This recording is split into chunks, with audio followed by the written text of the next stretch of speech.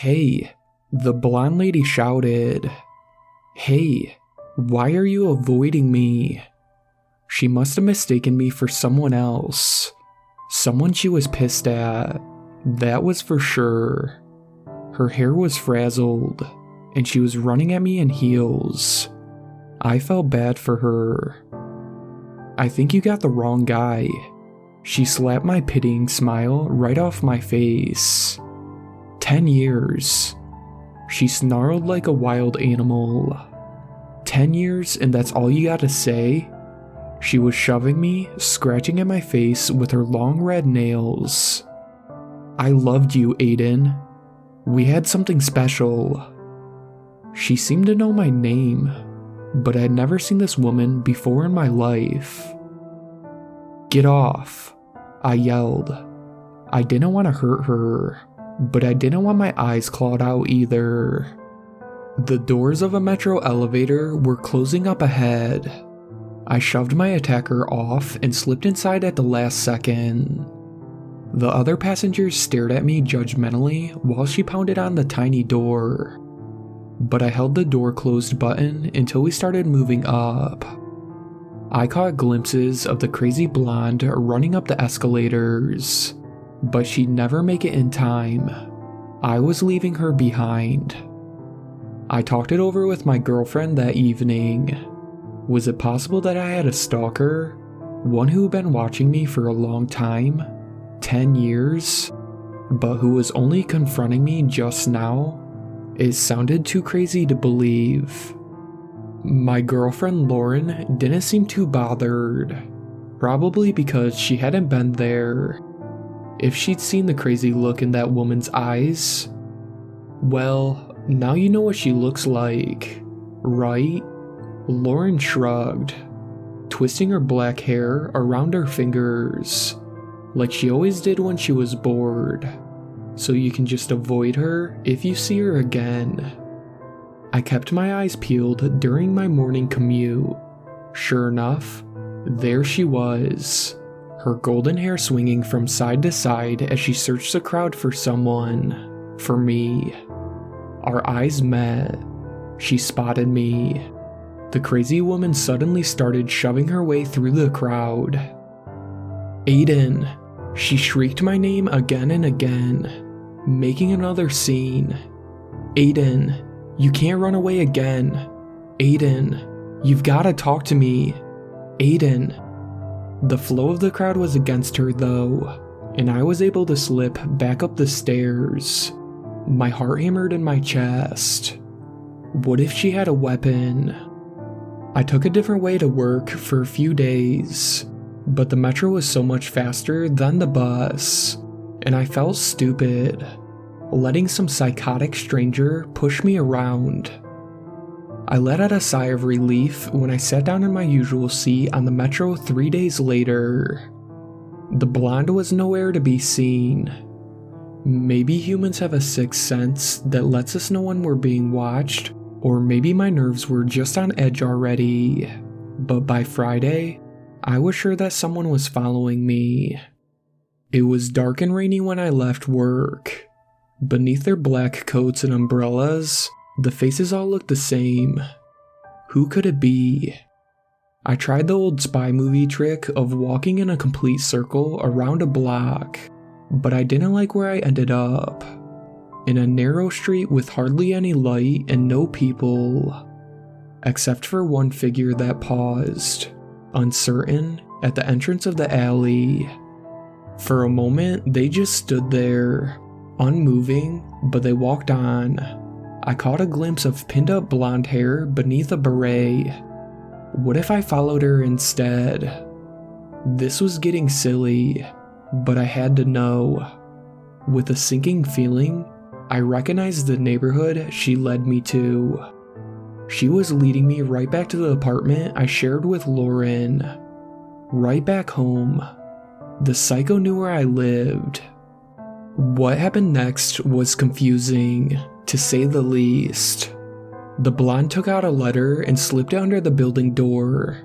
She hardly turned the corner when I saw Lauren through the glass door. My girlfriend tore the blonde's letter into tiny pieces, then buried it in the trash. What was going on here? Lauren hadn't seen me, I was sure of that. But later, when we talked about our day over dinner, she said nothing about the mysterious letter. And yet, I was the one who felt like I was hiding something from her when I fished around in the garbage the next morning, hunting for pieces of my stalker's letter. Juice stains and coffee grounds had made most of it illegible, but one phrase stood out. In fact, it was repeated several times. Not what she seems. Later that night in bed, I brushed Lauren's black hair away from her bare back.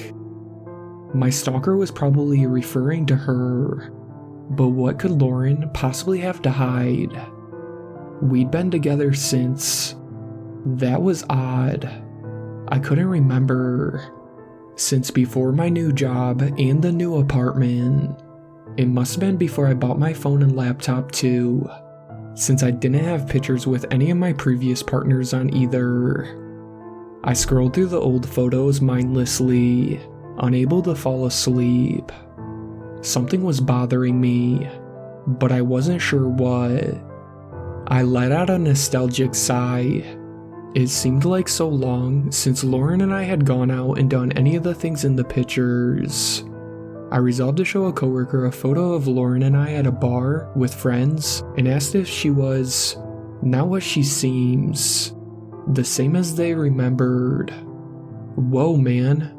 My coworker Raj nearly soaked me with his coffee. Who's the blonde? What? I checked the image again. My Lauren with the emerald eyes and raven black hair. You know, Raj winked. That freckled blonde you've got your arm around there. Who is she? Raj? I asked weakly. Can you describe this girl you see? Raj described a girl I knew, so did the rest of my coworkers. They described the girl who attacked me in the metro. The girl who followed me home. Try as I might, I couldn't make myself see what the others did. No matter how much I squinted, I only saw my vision of Lauren. A slender, black-haired woman with high cheekbones and piercing green eyes.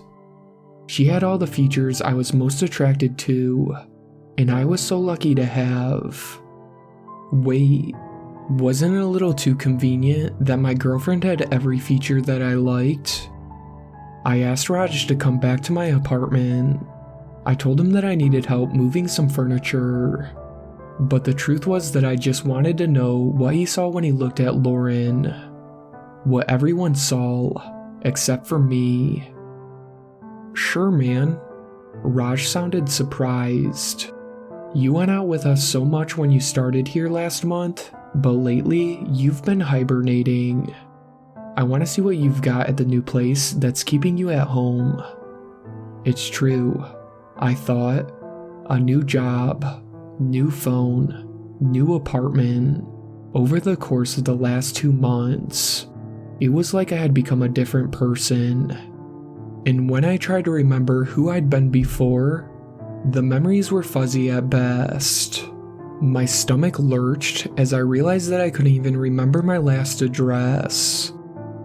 On the bus ride toward home, I wasn't taking any chances. I smiled and nodded along to Raj's one-sided conversation about his dating app misadventures. But inside, I was struggling to remember who I was, to remember what made me, well, me. Childhood was no problem. Adolescence, no worries. That closet full of skeletons was more than vivid enough to make me cringe. It was only more recently that things became hazy. Raj was still rattling on, although the topic had changed to the awful layout of apartments in our city. We stepped inside, kicked off our shoes, and headed down the narrow hallway to the living room. Like I was saying, it's almost impossible to find a place with a balcony. Raj made a guttural sound of terror and pressed his back against the wall. I couldn't see what he was so freaked out about. It was just Lauren, reading a book on the sofa. Honey, Lauren sighed.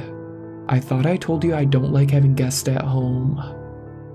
It was true. I remembered.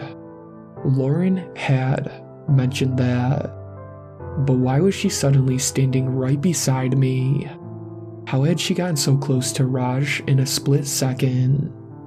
Why were his eyes so white and wide when he looked at her? When you make a mistake like this, Lauren went on, touching Raj's neck with a pale, slender hand. There are bad consequences for everyone. It was the strangest thing. It almost looked like Lauren's hand was slipping inside of Raj's neck, beneath the skin, to wrap around his windpipe. And then suddenly, just for a flash, it wasn't a hand at all, but some other appendage. The kind of thing I'd never seen in nature on Earth. And the thing it was attached to, the thing where Lauren stood. I felt dizzy. I told Lauren, of course, Lauren, but what had I just seen standing there? That I needed to go sit down. I think she nodded, and I sat down here, in the dim twilight of the bedroom, to write out these confusing thoughts. Just trying to think about what might be happening to make my head hurt. Trying to remember is like fainting. I need to lie down. It's incredible reading through all this. Where could I have gotten such crazy ideas? As long as I keep that blonde lady away, I'm sure everything will be fine. I need to go see how Lauren's doing.